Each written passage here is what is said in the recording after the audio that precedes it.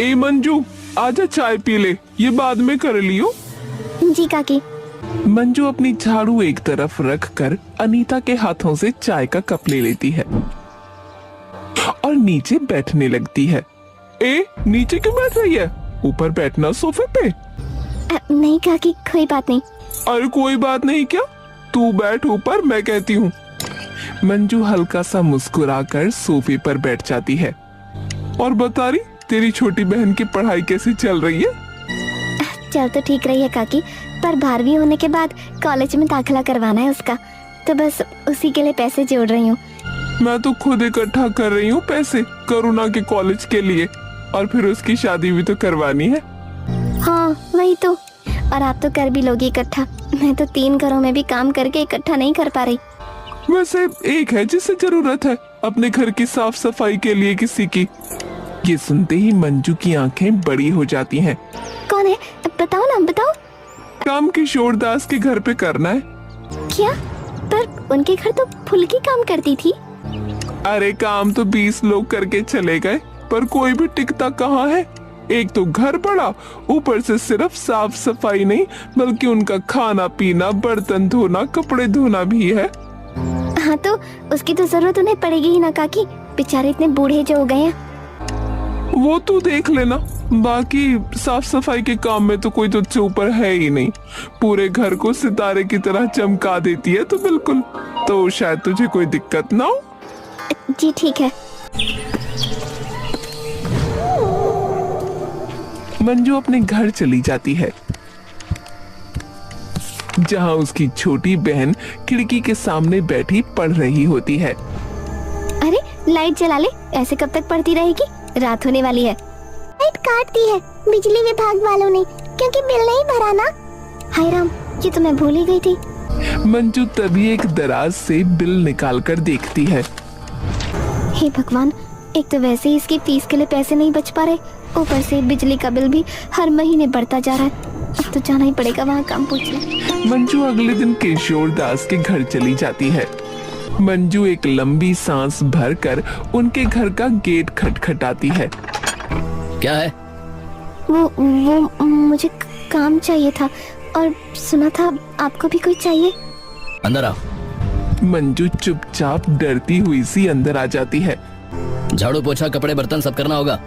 जी। वो भी एकदम साफ सुथरे तरीके से, समझ गई? एक कतरा धूल भी मुझे इस घर की जमीन पर नहीं दिखनी चाहिए, और बर्तनों और कपड़ों पे एक निशान भी नहीं होना चाहिए। जी। ठीक है, इन सारे कामों के 30,000 रुपए मिलेंगे। क्या सच में? हाँ, अभी से शुरू करना है। तो पहले घर की साफ सफाई कर दो, और मैं बिल्कुल आंख गड़ा कर देखूंगा कि कैसी की है।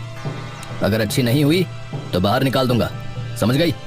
अगर यहाँ काम मिल गया तो शायद थोड़े बहुत पैसे तो इकट्ठा हो ही जाएंगे फीस के लिए। वैसे भी मैं तो अच्छे से ही काम करती हूँ। मंजू पूरे घर की साफ सफाई करना शुरू कर देती है। मंजू सारी साफ सफाई करके किशोर दास के सामने जा खड़ी होती है।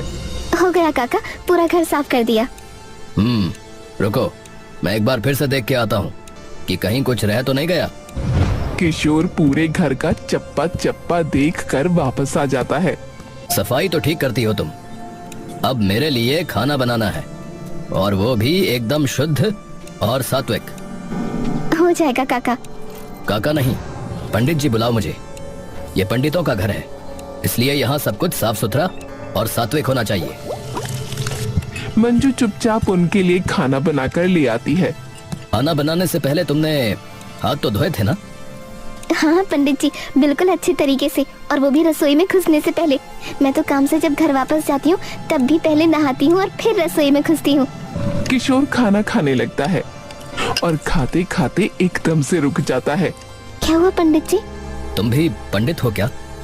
नहीं तो। जिस तरीके का खाना तुमने बनाया है वैसा खाना तो सिर्फ पंडितों के घर पर बनता है। वो मेरे पिता धर्म कर्म में बहुत मानते थे, तो मैं बचपन से ही, मैं और मेरी बहन ऐसे माहौल में पले बढ़े हैं। और वैसे भी पंडित जी, भगवान अपने भक्तों की जात थोड़ी ही देखते हैं, वो तो बस उनके मन की श्रद्धा देखते हैं। ये सुनकर किशोर के चेहरे पर हल्की सी मुस्कान आ जाती है। किशोर दास बिना कुछ कहे अपना खाना खाने लगता है। शाम तक मंजू अपना सारा काम खत्म करके वहाँ से चली जाती है। कैसी चल रही है पढ़ाई? ठीक चल रही है पढ़ाई दीदी, पर कविता मैडम ने कल आपको बुलाया है। क्या किया तूने? अरे दीदी मैंने कुछ नहीं किया, बस बात करने के लिए बुलाया है। मैम आ जाएं। अरे आइए आइए। जी मैडम, बताइए। देखो मंजू, मुझे भी पता है इस वक्त तुम्हारे सर पर छवि की आगे की पढ़ाई के खर्चे को लेकर कितनी ज्यादा तनाव चल रहे हैं। है तो मैडम, पर अब क्या ही कर सकते हैं। गांव में कुछ महीनों में एक परीक्षा होने वाली है। उस परीक्षा को शहर के सबसे बड़े कॉलेज के सबसे प्रख्यात टीचर्स तैयार करने वाले हैं, जो कि बहुत मुश्किल होने वाली है। ये परीक्षा सरकार हर गांव में करा रही है और हर गांव में से एक बच्चा जिसके सबसे ज्यादा अंक आएंगे, उस बच्चे को शहर के सबसे बड़े कॉलेज में दाखिला मिलेगा और जो भी खर्चा होगा वो सरकार उठाएगी। ठीक है, मैं लिख के दे देती हूँ।